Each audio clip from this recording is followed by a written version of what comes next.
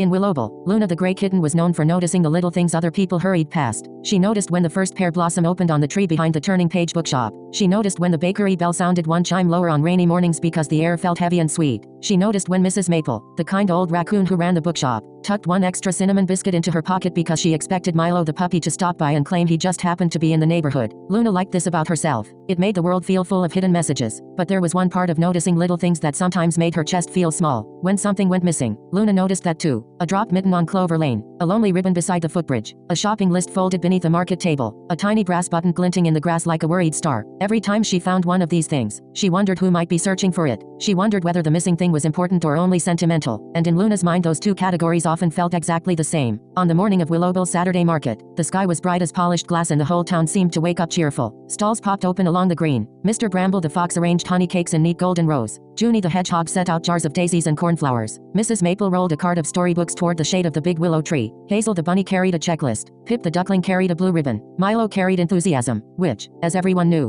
was not easy to put down once he had picked it up. Luna walked with her friends toward the market square, her paws light and quiet on the path. Big day, Milo said, balancing an empty basket on his head. Busy day, Hazel corrected, glancing at her notebook. The baker needs help with signs. Mrs. Maple needs someone to watch the bargain table. Pip volunteered to decorate everything that can safely hold ribbon. Pip lifted his beak proudly, and a few things that looked emotionally improved by ribbon. Luna smiled. What do you need me to do? Hazel looked up. Notice anything we miss. You are the best one for that. Luna liked the answer so much that she held it carefully. The way some people carried warm tea. For the first hour, the market hummed exactly the way happy mornings should. Mrs. Maple recommended adventure stories to shy children who pretended they were only browsing. Junie tied flowers with soft twine. Milo handed out samples of honey cake and tried very hard not to hand himself too many. Pip added blue ribbon curls to baskets, chair backs, and one wagon wheel that he claimed was feeling plain. Hazel organized a shared basket for borrowed pencils and shopping notes. Luna moved through it all like a quiet silver thread. She straightened a stack of postcards when the wind leaned mischievously against them. She returned a dropped spoon to the lemonade table before anyone noticed it was gone. She pointed out a loose shoelace to a squirrel child before it caused a tumble. Every small thing she fixed made the morning feel a little smoother. Then, just before noon, a playful breeze turned into a much busier wind. It swept across the market green, lifted the corners of tablecloths, rattled paper signs, and sent a delighted little gasp through the hanging ribbons. Nobody was frightened, but suddenly everyone was busy with both paws full. Mr. Bramble lunged to catch a tray cover before it fluttered into the honey cakes. Junie scrambled after a bunch of cornflowers rolling like wheels. Hazel grabbed her notebook with one paw and held down 3 prize cards with the other. Pip chased 2 spools of ribbon and caught only one. Milo caught the second ribbon spool, but in the process dropped the basket from his head and had to rescue that too. By the time the wind passed, the market still stood, but it looked as if the morning had been gently shuffled like a deck of cards. That was when Luna began seeing the small lost things. A little red scarf no bigger than a napkin lay beneath the book card. A recipe card rested against the lemonade barrel. A tiny paintbrush had rolled under the flower stall. Somebody's library slip sat damp with grass near the willow roots. A blue checkered shopping pouch waited beside the path with one brave button still holding on. Luna gathered each item carefully. Hazel, she called softly, holding up the recipe card. Did someone lose this? Hazel looked around at the crowded green. Probably, but right now everyone is still fixing tables. Put it somewhere safe for a moment. So Luna set the card on Mrs. Maple's card. Then she found the scarf, then the pouch, then 3 buttons, a measuring tape, a tiny flower press, one child's yellow crayon, and a folded note that simply read, "Remember the extra napkins." When the market finally settled again, Luna had collected a surprisingly large pile of stray treasures. She placed them on the edge of a bench and stared. Each item looked small by itself.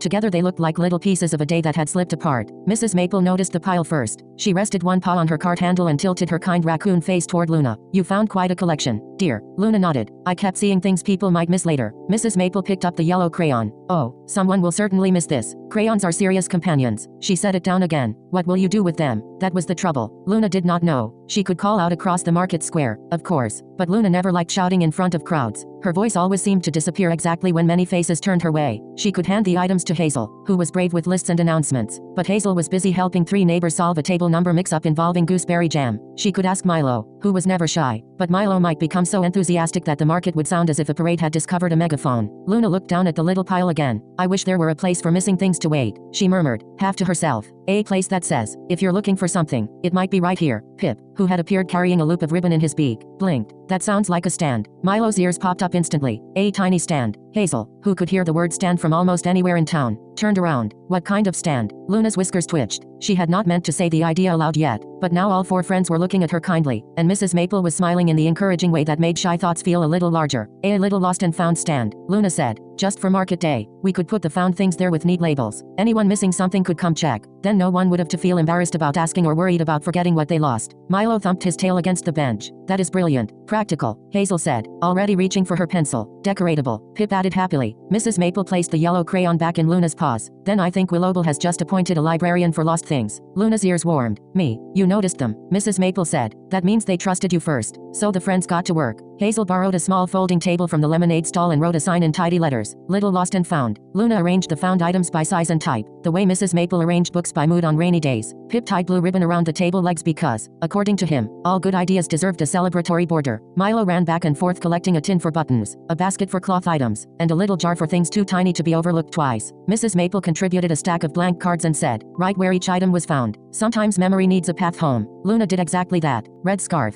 found beneath the book card. Recipe card, found by the lemonade barrel. Paintbrush, found near Junie's flower stall. Blue checkered pouch, found beside the path to Clover Lane. 3 brass buttons, found in the grass by the willow. Yellow crayon, found near the storytelling blanket. Folded note about napkins, found under the berry sign. By the time they were done, the stand looked small, bright, and unexpectedly important. At first, people only smiled as they passed. How clever, said Junie. Very tidy, said Mr. Bramble. Admirably organized, said Hazel reviewing the labels as if she had not helped make them. But then a squirrel child stopped short in front of the table. My crayon, she cried, scooping up the yellow stick as if it were made of gold. I thought it was gone forever. I was drawing the strawberry jam jar with personality. Luna felt a tiny bright spark in her chest. Soon after that, Mrs. Maple found her missing library slip and laughed with relief because, as she confessed, she had been preparing to blame the wind for a mystery that was probably her own pocket. Junie discovered the lost paintbrush she used for tiny label letters. An elderly badger reclaimed the note about extra napkins and admitted that without it he would almost certainly forget them again by supper. Each return was small. Each return felt big. And with each grateful face, Luna sat a little straighter behind the table. Then, in the middle of the busy afternoon, the one item nobody claimed was the blue checkered pouch. It was soft with wear and held nothing inside except one loose silver bead in the corner seam. Luna turned it over in her paws more than once. Someone must be looking for it, she said. Hazel glanced at the market crowd. Probably, but they may not have reached the stand yet. Milo lowered his voice. Maybe they're shy about asking. Luna understood that feeling immediately. She imagined someone walking around the market, checking beneath tables and baskets, hoping the pouch might simply reappear so they would not have to interrupt anyone. The thought made her heart pinch. So Luna did something that felt brave in a quiet way. She stood up, not on a crate, not on a bench, just on her own 4 paws, with the pouch in both hands and her voice carefully gathered. If anyone is missing a blue checkered shopping pouch, she called, not loudly, but clearly enough to travel. It's waiting here at the little lost and found stand. The market noise softened. Luna's tail nearly curled around her ankles. Then, from the far side of the flower stall, Tilly the field mouse appeared with both paws pressed to her straw hat. Oh, she said, mine. I thought I had lost it on the path home. She hurried over, breathing hard the way creatures do when relief arrives before they are ready for it. My grandmother stitched that pouch from apron fabric, Tilly explained as Luna handed it back. I keep my market coins in it, but mostly I keep it because her paws made those little checks. Luna smiled. Then I'm very glad it waited here for you. Tilly peeked into the empty basket beside the stand. I spent the last coin on blueberries, she said apologetically. I wish I had something proper to give you. Before Luna could answer, Mrs. Maple called from her card. You may pay in gratitude, dear. It's accepted everywhere in Willowbell. Everyone nearby laughed softly, and Tilly laughed too. Then she did something even better than payment. She pulled a tiny blue thread from the ribbon on her hat and tied it gently around one corner of the sign, so people can find it from farther away, she said. That small act changed the stand. After that, neighbors began adding their own touches. Junie left a daisy in a bottle beside the tin of buttons. Mr. Bramble sent over 2 honey biscuits for the stand workers. A pair of squirrel sisters wrote a second little sign that said, missing something? Try here first. Pip added more ribbon, which no one found surprising. Hazel made a simple notebook where Luna could list anything unclaimed by the end of the day. Milo offered moral support to every item still waiting, though it was unclear whether the items required it. By late afternoon, the little lost and found stand had become one of the friendliest corners of the market. Children came by to admire the button jar. Grown-ups checked for missing shopping lists before they even realized they had misplaced them. Mrs. Maple sent 3 different customers over after overhearing phrases like, I'm sure I had it a minute ago. And Luna, who had started the day quietly noticing lost things, now found herself welcoming neighbors with calm confidence. Take your time, she told one flustered rabbit looking for a measuring tape. Check the cloth basket too, she suggested to a hedgehog searching for a scarf. If it isn't here yet, I can write it in the notebook, she told a duck grandfather missing a reading pair of spectacles that later turned out to be on his own head. As the sun leaned golden and the market began folding itself toward evening, only one thing remained on the stand. 3 brass buttons in the little tin jar. Luna waited a while longer, but no one came. At last Hazel closed her notebook. Market day is ending. What should we do with unclaimed treasures? Luna looked at the buttons. They were small, warm-colored, and slightly mismatched, as if they had traveled together only recently. Mrs. Maple stepped over, her green scarf tucked around her shoulders. Keep them in the bookshop for next Saturday, she suggested. Not all lost things are found on the same day. Luna nodded, then had another thought.